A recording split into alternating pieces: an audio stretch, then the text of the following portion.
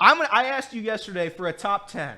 Yep. I wanted a top 10 list of guys that you thought would be a great fit for the Bengals and who we should be targeting. We being the Bengals. It's unprofessional to technically say we, but I'm going to continue to say it. Who should the Bengals be targeting at the 18th spot for this draft? Well, let me clarify something. You asked for a top 5, and I said, Elliot, there could be 10 guys there. And you said, fine, let's do a top 10. So I decided to write down some notes here and give you my top 10 guys that I would be running up to the podium if they were there available for the Bengals to draft. And starting off at number 1, I think people are going to be shocked when I say this. I've thought about this a lot. When I think of a potential blue chip, blue collar player, someone that might have instant impact, someone that is going to have a potential Pro Bowl career to start the rookie season, I think of a guy like Brock Bowers. Brock Bowers is a tight end from Georgia. He didn't do any testing. He's 21 years old. But he's probably the best H-back in this draft in the last 10 years, maybe. He's probably the best H-back. Yeah. And he probably comes in day one and is a top 5 receiving tight end threat. I think he plays a lot like Travis Kelce. And that's – I know I'm not going to do the player comparison, but if you're going to take a guy's game, right, a guy like Travis Kelce who thrives in the middle of the field, can find the soft holes in coverages, is able to catch a ball when he's being draped over, that is Brock Bowers. And the added factor that he's really good after the catch too. He moves really well in motion. You can line him up anywhere on the field. You can line him up at the X, the Y, the Z. Line him up fullback, line him on the in line, and he's going to provide you some value on this team. And like I said, if I'm looking at value day one for Bengals, I'm not looking at tackle because I know that guy's probably going to sit the bench year one. Tight end, I don't think that's solidified. And I love Mike Gesicki. Can Brock block? Yes, he can block as a H-back, not your traditional tight end. I think he could be a great inline blocker if you gave him time to really learn the scheme. I don't know if he comes in day one and beats out Drew Sample in terms of the blocking assignments, but that's not really what his game is anyways. When I say H-back, that's a guy that is probably going to line up mostly at slot, and then you're going to motion him across, and then he's going to go find the outside guy and blow him up. That's what he's really good at. So in terms of his potential, I think it's through the ceiling. I think it's through the roof, especially with this offense. I was looking at some of the metrics and data, and I asked you if you could have a 30 pounds heavier CeeDee Lamb coming out of college, would you do that? And you said, well, yeah. And I said, well, that's the offensive threat that you're getting with Brock Bowers. That's the type of offensive threat, at least in terms of the metrics and the numbers, where he was catching passes, how he was able to create space, how he was able to shed tackles. Yeah. And again, I think Drew mentioned it a little bit during that segment earlier on in the show today. I don't think Burrow's had a tight end like that. C.J. Uzomah was okay. I think that was more of Burrow making C.J. Uzomah look great, opposed to C.J. Uzomah making Burrow look great. I think that was what was happening. And I think a guy like Brock Bowers certainly could make the Bengals offense even more lethal than it is. I don't think it'll happen, but it's certainly an option. And also, people in the chat, Casey, would like to say or ask you, why are you starting a top 10 list at number 1 instead of number 10? That's a good. You know what? That's a really good point, guys. So, do you want to start at number? Let's go back to number 10 here for this next one. Is that okay? That's a fair point. Let's start at number 10. I got JC Latham. Okay. The right tackle Alabama did not test.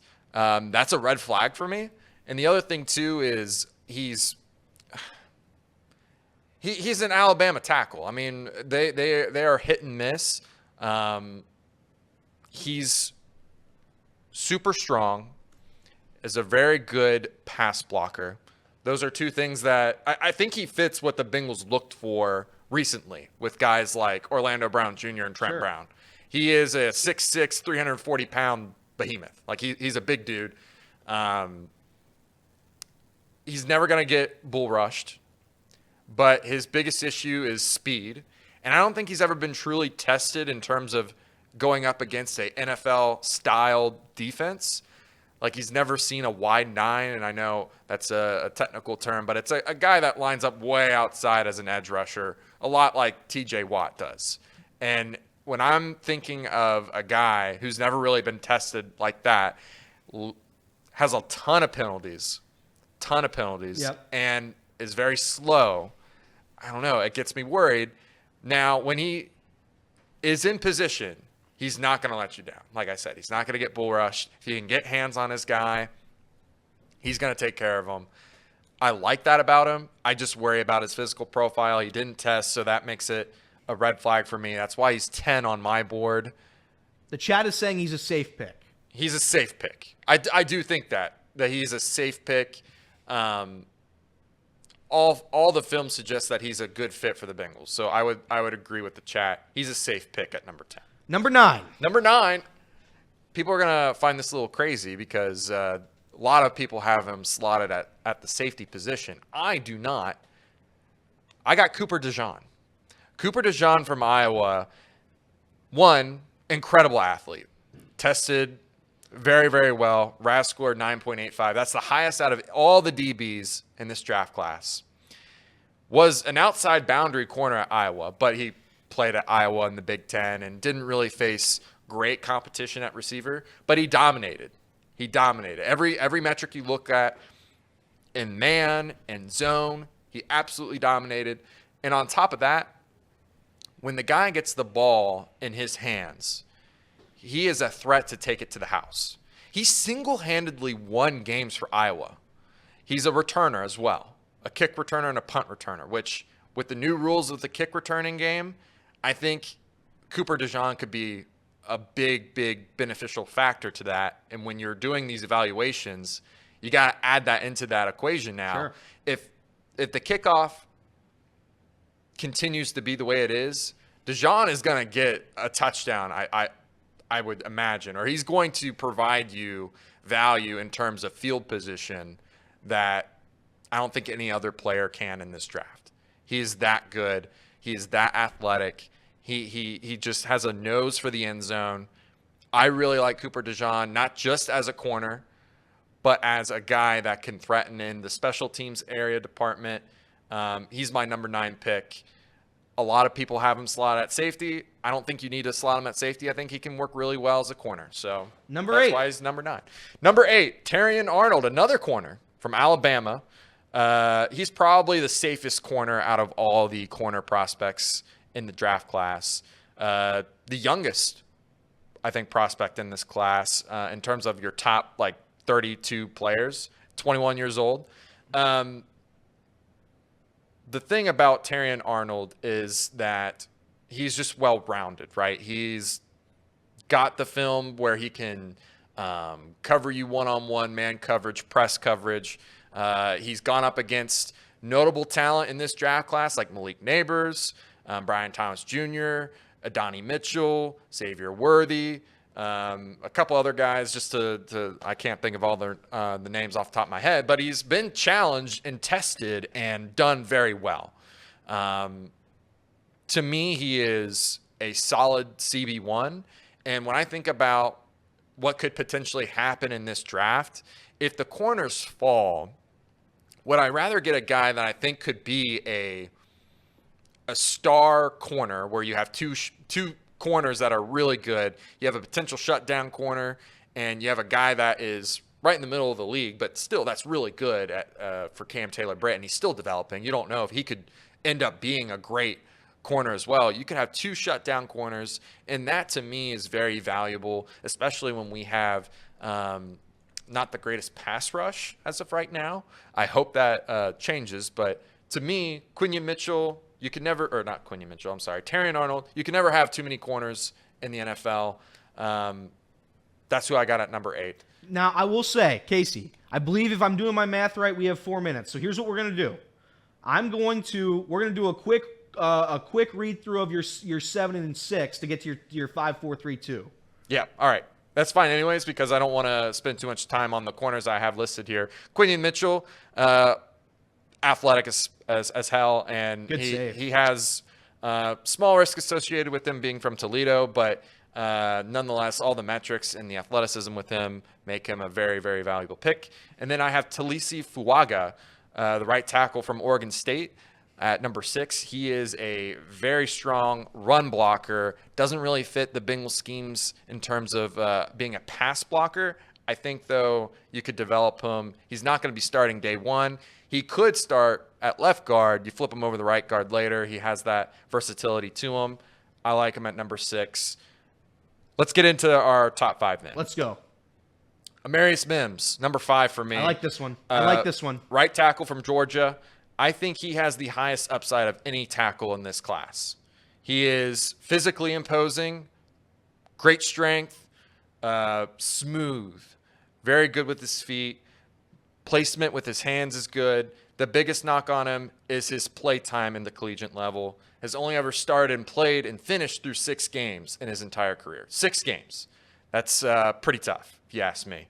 The film, though, you look at it and he's just phenomenal. I mean, he's great. You just look at the football math in terms of just being a novice evaluator. Many of you in the chat know and on the radio know that are big OSU fans. JT Tuimoloau, can't say his name. Every time I say it, I say like Tommy Pickles or something like that. The OSU edge rusher, he is one of the better edge rushers next year in the draft class, and Mims completely neutralized him in the semis 2 years ago. Yeah. So, yeah, I really like Mims' potential. It's just a knock on his injury history. Next. Number 4. Number 4, and my last tackle, honestly, in this list here. Olu Fashanu, Penn State left tackle, excuse me. He is the best fit for the Bengals in terms of what they want to do. He is a great pass blocker. Phenomenal pass blocker. Probably the best one in the class at this moment. I think that he has a little bit of a weakness in terms of his play strength in the run game, but what the Bengals are going to ask him to do, I don't see the need to worry about that, to be honest with you. The only knock on him is that he's a left tackle, so you're going to ask him to flip over. But again, when you're going to sit a guy year one, if you're going to draft a tackle, you're going to give him time to develop and learn out that spot and learn behind Trent Brown. I think that's a good strategy there. So he's my number 1 tackle for the Bengals to select if they do go that direction. Number 3. Number 3, Byron Murphy, Texas defensive tackle. Young, explosive, athletic. He played nose at Texas, and one of the things that he's very good at least at the college level, was splitting double teams, was able to neutralize that part of the run game, and he was very effective at it. He's one of the best metric valued defensive tackles in the last 5 to 10 years. He's a guy that just, it doesn't matter if you double team him, if you put your best man on him, he's usually going to beat that guy. And he provides so much in terms of pass rush. I really like him a lot, but he's very raw. He doesn't have a lot of moves, and when you get to the NFL level, you really need to have an arsenal of moves to be very effective.